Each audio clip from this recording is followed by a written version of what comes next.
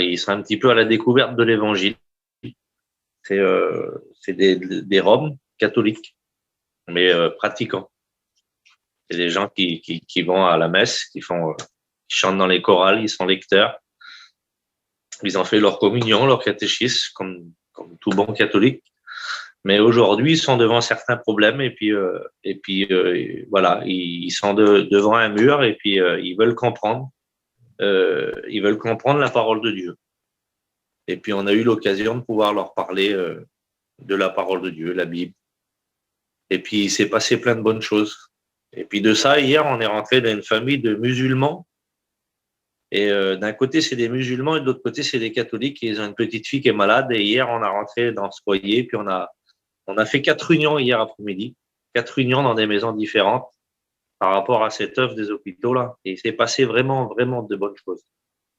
L'évangile a pris un tournant dans ces réunions. Le Seigneur nous a donné des messages particuliers. Voilà. Vous savez, Dieu, la Bible dit qu'il parle tantôt d'une manière, tantôt d'une autre. Et souvent, les hommes y prennent point de garde. Mais je voudrais vous dire que dans cette soirée, il y a un pasteur qui s'est mis à part. Et puis, il va certainement avoir un mot de Dieu pour chacun d'entre nous. Lui, peut-être qu'il se dit qu'il a que 5 pains et 2 poissons. Il a rien par rapport à toute la multitude qu'il y a devant lui. Et nous n'avons rien des fois. Mais quand on les met dans les mains de Dieu, même si on aurait une miette de pain, on pourrait rassasier toute une multitude. Parce que Dieu est puissant. Et j'écoutais le frère témoigner tout de suite par rapport à la tête. Et puis je voudrais vous expliquer un témoignage qui m'est arrivé à l'hôpital Henri Mandor à Paris. Il y a un frère qui nous a appelé un soir et puis il a dit je voudrais que vous venez les pasteurs. Mais il dit voilà, moi je suis pas un chrétien. Chez nous, on n'est pas pour l'évangile, mais on nous a dit que des pasteurs venaient dans les hôpitaux. Et puis ce qu'on a fait, on a pris notre voiture, on est parti là-bas. Et puis quand on est arrivé à l'hôpital le soir, les vigiles devant, on est arrivé un petit peu tard et ils n'ont pas voulu qu'on rentre. Et puis j'étais devant le vigile et j'ai dit sur lui, je dis monsieur, je dis on est serviteur de Dieu, on voudrait juste prier pour lui et repartir. Non, non, il dit les visites sont fermées, il dit c'est fini, il dit vous pouvez rentrer chez vous. Et à ce moment-là, j'ai dit sur le vigile, je dis monsieur, vous connaissez Dieu? Oui, il dit je connais Dieu.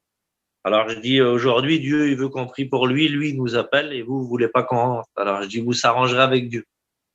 Et là le vigile il a pris peur, il a dit monsieur non, il dit moi je veux rien avoir à faire avec Dieu. Et il dit si Dieu vous envoie, allez-y alors. Et puis là d'un seul coup on est rentré dans l'hôpital, on a commencé à aller jusqu'à l'étage de cet homme. Et quand on est rentré, on est arrivé en retard, forcément il y avait plus personne qui était là de sa famille. Et puis quand on est rentré dans la chambre, cet homme il avait une maladie à la tête, il avait un cancer à la tête. Et puis on a commencé à discuter avec lui. Et puis je lui ai dit écoute, je te laisse mon numéro, un petit papier, je dis si tu as besoin, peu importe le jour, tu nous diras, tu nous appelleras, on viendra. Et puis quelques soirs plus tard, mon téléphone il a sonné, il était à peu près 3 heures du matin comme ça. Et puis c'est son frère, cet homme il a dit mon frère, faut que tu viennes vite. Mon frère a laissé un petit papier sur la table de nuit, il y avait marqué dessus le pasteur a dit qu'il viendrait à n'importe quelle heure. Et puis on a pris notre voiture, on est parti là-bas. Et puis quand on est arrivé dans cet hôpital là, vous savez, je suis pas ici pour parler de religion, si la tienne est meilleure que la mienne ou si la mienne est meilleure que la tienne. Le but c'est pas de parler de religion. Le but c'est d'avoir connu Dieu et qu'est-ce que dit la Bible et Jésus par rapport à sa parole. Et là, je suis rentré vers cet homme et puis j'ai commencé à témoigner. Il y avait toute sa famille qui était là. Et puis les gens disaient ces mots-là.